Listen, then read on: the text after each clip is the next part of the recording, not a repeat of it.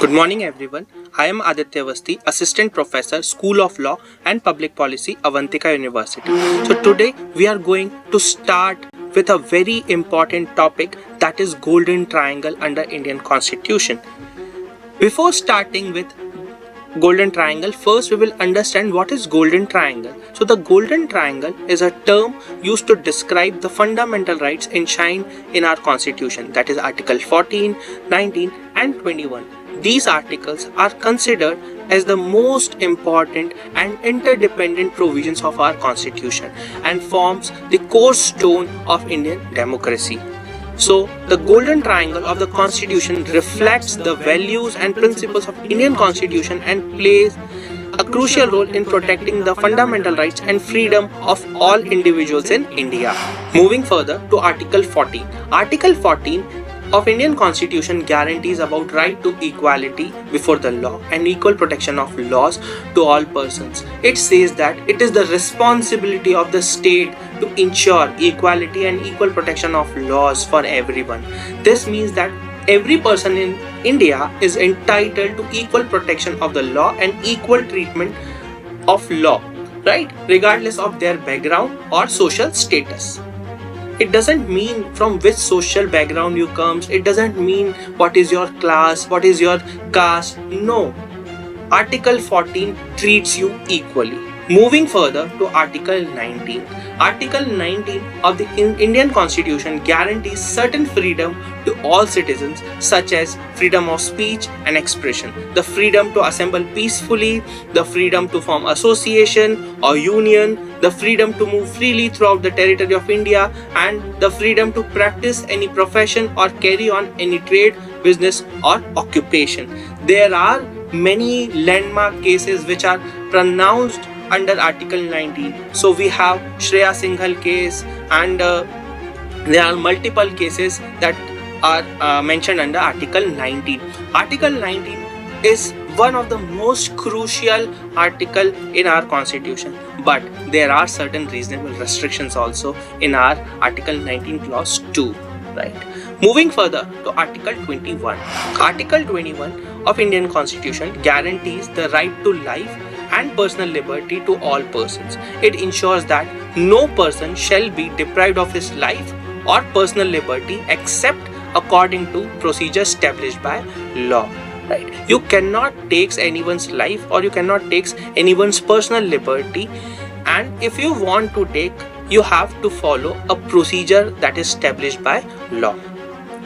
So, the Golden Triangle of the Indian Constitution is considered crucial in protecting the fundamental rights and maintaining the democracy in India.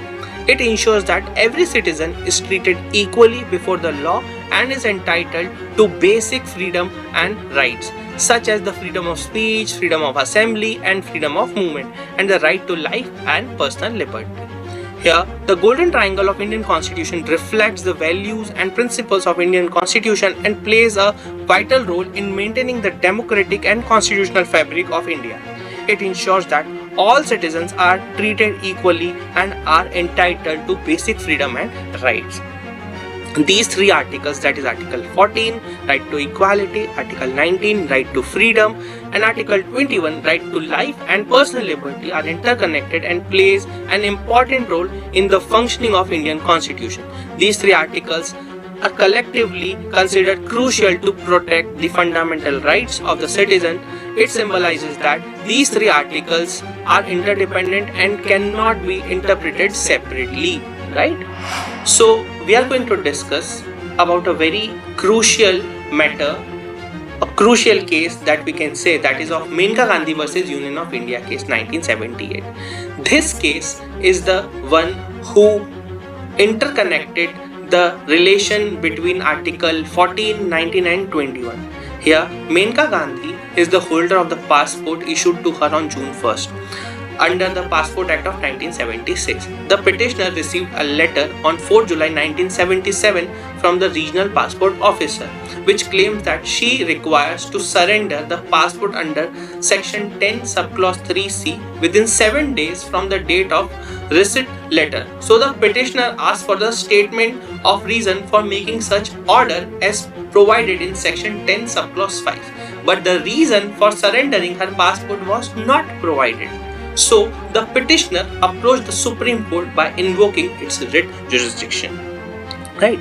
So here it was held that personal liberty should be constructed in a much more wider and liberal sense. Article 21 should be given a wider interpretation and should cover all the fundamental rights.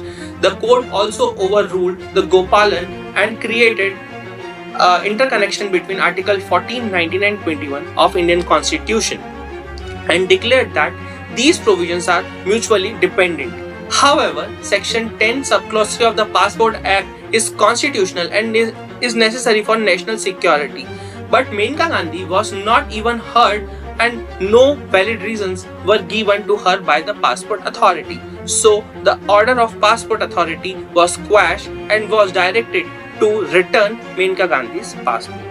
So this was our first case, and it is also called as the passport case, right? So again we are going to discuss a very important case of Olga Tellis versus Bombay Municipal Corporation, 1986. Here the Olga Tellis case is a landmark legal case in India that dealt with the rights of payment dwellers, specifically in Mumbai. Olga Tellis, a social worker and activist, filed a petition in the Supreme Court of India in 1985 on behalf of payment dwellers who were facing eviction by the government. The case challenged the constitutionality of Section 314 of Mumbai Municipal Corporation Act, which empowered the municipal corporation to remove unauthorized dwellings. Here, the Supreme Court ruled that the authorities' action amounted to a breach of Article 14 as they failed to uphold equality provisions. Additionally, they found violation of Article 19 Clause 1A and G, which guarantees freedom of speech and expression as well as freedom to pursue any profession, trade, occupation or business. Moreover, the court determined that Article 21, safeguarding the right to life and personal liberty, was also compromised. So here the Supreme Court again uphold the validity of Golden Triangle. Now moving further to one of the very famous and landmark case of Vishakha versus State of Rajasthan. In 1997, the Supreme Court of India declared a landmark judgment in the Vishakha versus State of Rajasthan case. The case addressed sexual harassment of women at workplace. Bhavri Devi, a worker from Rajasthan, had raised her voice against attempted rape and child marriage. The court recognized the need for guidelines to prevent workplace sexual harassment and established the Vishakha guidelines. These guidelines emphasize creating a safe environment, implementing complaint mechanisms, and ensuring disciplinary actions against offenders. The judgment significantly impacted the safety and right of working women in India and paved the way for subsequent legislation, including the Sexual Harassment of Women Workplace Act 2013. So these are some of the landmark cases with regards to Golden Triangle. Now I am sure that you are very well aware that what is Golden Triangle and which case has changed the way of our society and has clearly shown a connection between Article 14, 19 and 21. So this is it from my side. Thank you so much for listening me. Thank you so much.